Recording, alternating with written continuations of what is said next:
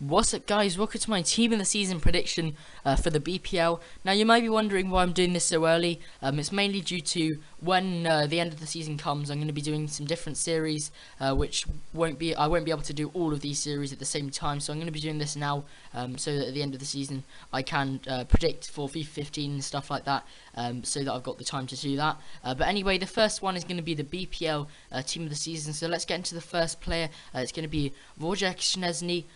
For Arsenal. Now, he's been really good all season and has got 12 clean sheets so far in 26 games, which is really good for a goalie, and has played really well. And now I gave him 89 diving, 88 reflexes, 83 handling, and 80 positioning, as well as 74 kicking, which isn't too bad at all.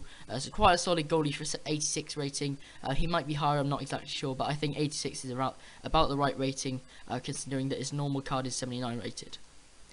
So next we're going to have Coleman at right back, who has been really consistent throughout the whole season for Everton, both defensively and attacking wise, more attacking wise, but he's also good in the defensive front as well. And this card, I'm upgrading him from his upgraded card, which was a gold, so I gave him around an 82 rating, which I think is fair for him. I gave him 87 pace, 81 dribbling, 81 defence and 79 passing, as well as 72 heading and 67 shooting, so not too bad at all for a right back there. And he'll be pretty cheap probably because of his card weight, because he's only 82 rated, and I might try and pick him up because there aren't that many fast right backs in the BPL at the moment who are high rated.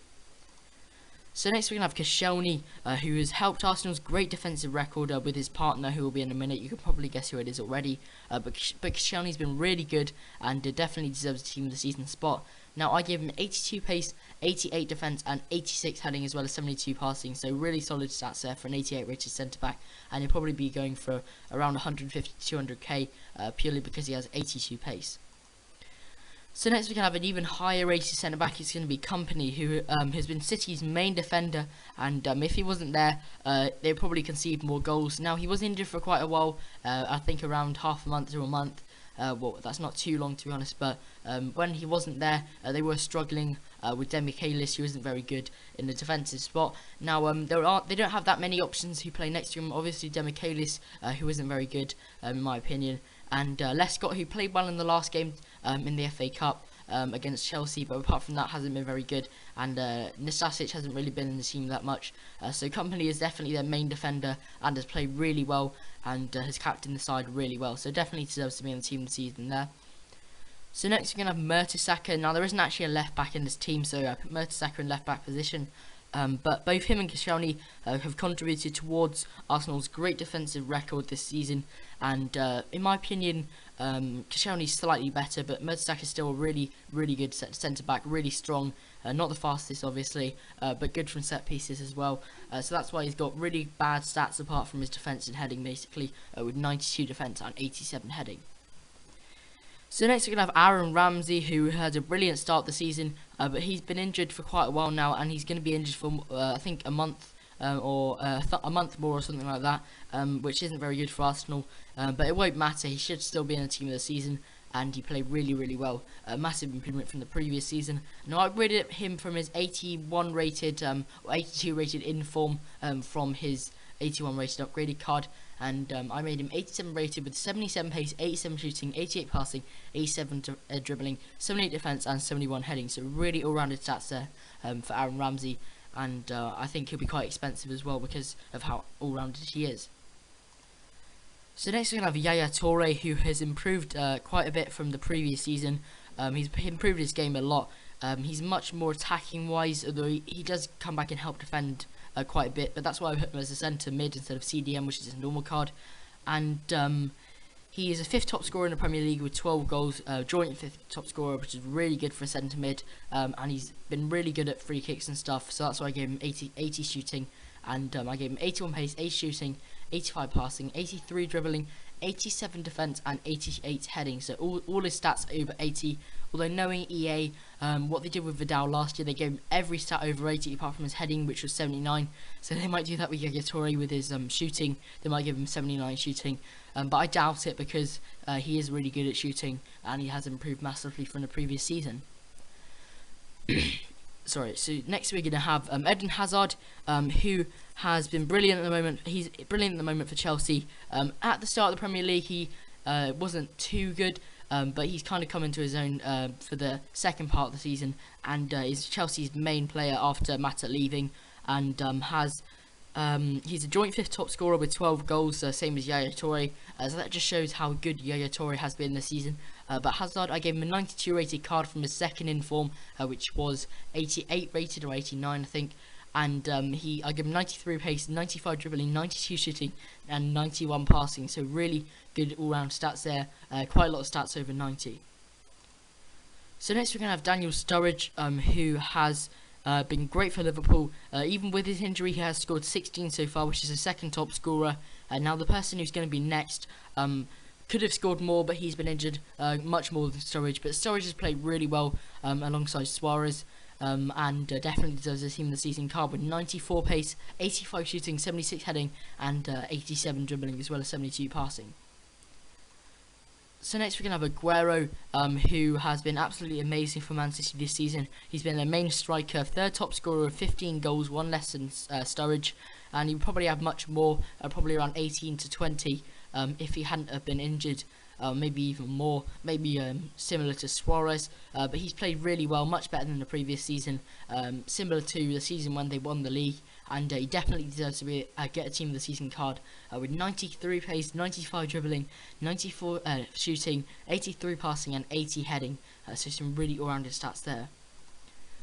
So next we're going to have Luis Suarez, who I also gave a 93 rating because both of them had 90 rated informs. Now Suarez, he has been absolutely amazing, probably the best striker in the Premier League this season. You could argue Aguero's been better or the same, but I think Suarez has been the best, and he is a top scorer with 23 goals, so well above those two, Sturridge and Suarez, and definitely deserves a team of the season card with 88 pace, 96 dribbling, 95 shooting, 83 passing and 85 heading.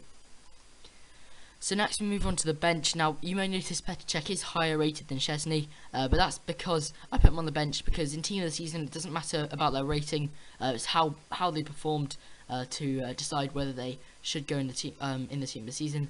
Such as last year, I think Marchetti was in the main team of the season, but Buffon was on the bench even though he was high rated. But anyway, Cech, he's been really good. He's statistically he's been the second best after Szczesny, with 26 played and 11 clean sheets. Now you may be thinking, what about Tim Howard, who has been really good for Everton, and he's one of the reasons why they're so high up in the Premier League. But I think he'll be the most consistent because he has been the most consistent throughout the Premier League out of all the goalies. So definitely deserves to be in the most consistent and not the actual Premier League team of the season. And also because I think Szczesny and Cech will be higher rated than him, and they usually put the lower rated players in the most consistent team of the season.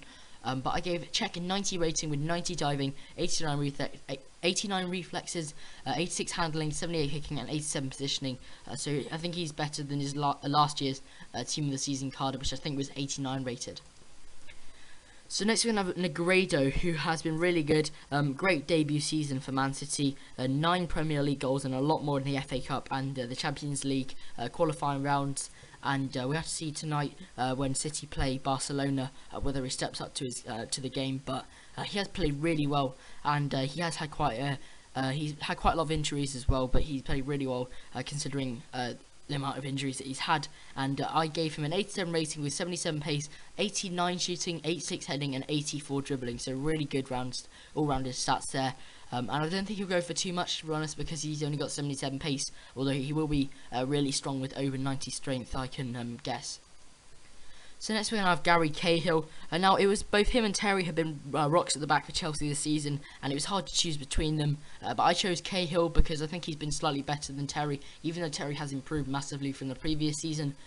But Terry could be in the most consistent, I'm not sure. But I gave Cahill an 86 rating with 77 pace, 86 defence and 87 heading. And I can see him going for around 100k when he drops down, purely because, maybe 150 to 200, purely because he has 77 pace, which is really good for a centre-back. So next we're going to have Zabaleta, who has been arguably better than last season, and he got a team of the season card then. I think it was only 82 rated, but that was because his normal card was, I think it was 75 rated or 77. But this season he's been really good for City, and contributes to the attacking play a lot. Plus defense, he's really good at defense as well, and definitely deserves a spot in the team of the season. Probably the best right back after Coleman this season, so that's why I put him on the bench. I give him an 87 rating with 79 pace, 87 defense, and 82 heading being his standout stats. And he probably won't go for too much because of only 79 pace. But I'm definitely going to buy him if he does get one, purely because his normal card has only 74 pace, yet he's really good. And I think his 87 card with 79 pace will be really good at defending as well. So next we're going to have the third to last player. It's going to be J. Rodriguez. Now, he hasn't had an upgraded card yet, but I imagine he will. And if he does get an upgraded card and a 74 inform, he will get a gold team of the season card. But I kept it at the silver, and he has been amazing for Southampton this season. 10 goals so far. I think that's like the 7th top scorer or something like that. And hopefully he gets included in the England squad for the World Cup, even though he didn't make the best of debuts. But even so, he's playing really well for Southampton, especially for a young player, and definitely deserves a chance to be in the England team and the team of the season. And he has 85 pace, 81 dribbling, 77 shooting, and 80 heading. So I'd recommend playing him at left forward because of his good heading stats and good pace and dribbling. So next we're going to have Adam Lallana, who's been really impressive this season for England, for club and country, and he made a really good debut for England.